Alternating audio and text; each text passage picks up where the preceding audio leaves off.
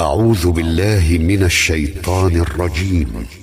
بسم الله الرحمن الرحيم.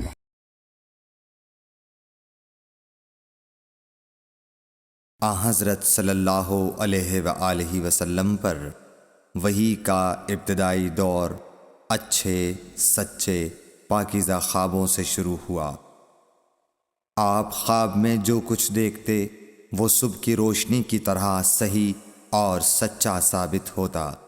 پھر من جانب قدرت آپ تنہائی پسند ہو گئے اور آپ نے غار حرا میں خلوت نشینی اختیار فرمائی اور کئی دن اور رات وہاں مسلسل عبادت اور یاد الہی و ذکر میں مشغول رہنے لگے۔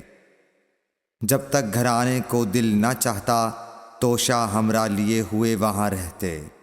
توشہ ختم ہونے پر ہی اہلیہ محترمہ حضرت خدیجہ رضی اللہ تعالی عنہا کے پاس تشریف لاتے اور کچھ توشہ ہمراہ لے کر پھر وہاں جا کر خلوت گزین ہو جاتے۔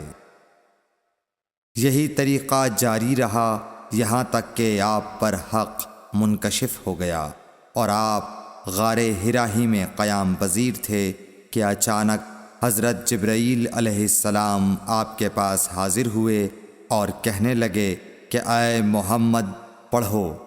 آپ فرماتے ہیں کہ میں نے کہا کہ میں پڑھنا نہیں جانتا۔ آپ صلی اللہ علیہ وسلم فرماتے ہیں کہ فرشتے نے مجھے پکڑ کر اتنے زور سے بھینچا کہ میری طاقت جواب دے گئی۔ پھر مجھے چھوڑ کر کہا پڑھو۔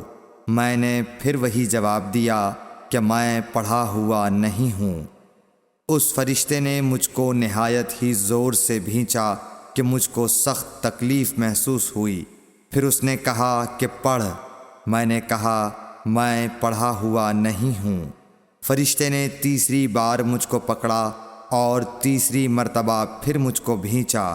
پھر مجھے چھوڑ دیا اور کہنے لگا کہ پڑھو اپنے رب کے نام کی مدد سے جس نے پیدا کیا اور انسان کو خون کی پھٹکی سے بنایا۔ پڑھو اور آپ کا رب بہت ہی مہربانیاں کرنے والا ہے۔ پس یہی آیتیں آپ حضرت جبرائیل علیہ السلام سے سن کر اس حال میں غار حرا سے واپس ہوئے کہ آپ کا دل اس انوکھے واقعے سے کانپ رہا تھا۔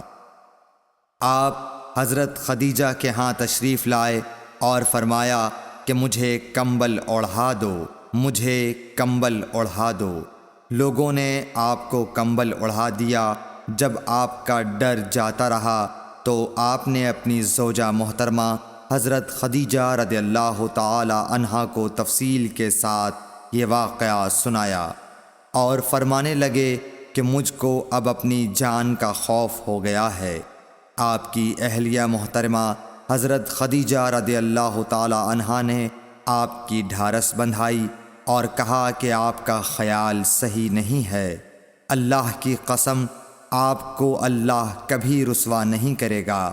آپ تو اخلاق فاضلہ کے مالک ہیں۔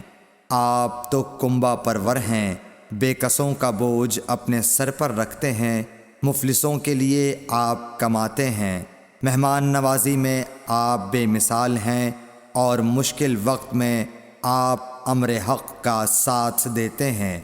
ایسے اوصاف حسنہ والا انسان یوں بے وقت ذلت و خواری کی موت نہیں پا سکتا۔ پھر مزید تسلی کے لیے حضرت خدیجہ رضی اللہ تعالی عنہا آپ کو ورقہ بن نوفل کے پاس لے گئیں جو ان کے چچا زاد بھائی تھے اور زمانہ جاہلیت میں نصرانی مذہب اختیار کر چکے تھے اور عبرانی زبان کے کاتب تھے۔ چنانچہ انجیل کو بھی حسب منشائے خداوندی عبرانی زبان میں لکھا کرتے تھے۔ انجیل سریانی زبان میں نازل ہوئی تھی، پھر اس کا ترجمہ عبرانی زبان میں ہوا۔ ورقہ اسی کو لکھتے تھے۔ وہ بہت بوڑھے ہو گئے تھے، یہاں تک کہ ان کی بینائی بھی رخصت ہو چکی تھی۔ حضرت خدیجہ رضی اللہ تعالی عنہا نے ان کے سامنے آپ کے حالات بیان کیے اور کہا کہ اے چچا زاد بھائی، اپنے بھتیجے محمد صلی اللہ علیہ وسلم کی زبانی ذرا ان کی کیفیت سن لیجئے۔ وہ بولے کہ بھتیجے، آپ نے جو کچھ دیکھا ہے اس کی تفصیل سناؤ۔ چنانچہ آپ صلی اللہ علیہ وآلہ وسلم نے از اول تا آخر پورا واقعہ سنایا، جسے سن کر ورقہ بے اختیار ہو کر بول اٹھے کہ یہ تو وہی ناموس معزز رازدان فرشتہ ہے جسے اللہ نے حضرت موسیٰ علیہ السلام پر وحی دے کر بھیجا تھا۔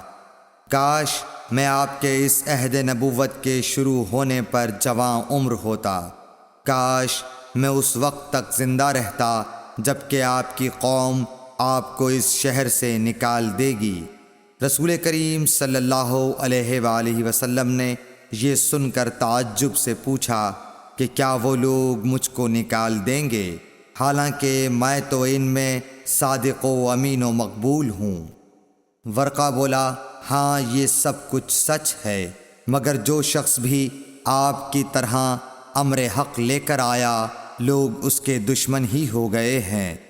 اگر مجھے آپ کی نبوت کا وہ زمانہ مل جائے تو میں آپ کی پوری مدد کروں گا، مگر ورقہ کچھ دنوں کے بعد انتقال کر گئے، پھر کچھ عرصے تک وحی کی آمد موقوف رہی۔ صحیح بخاری حدیث نمبر 3۔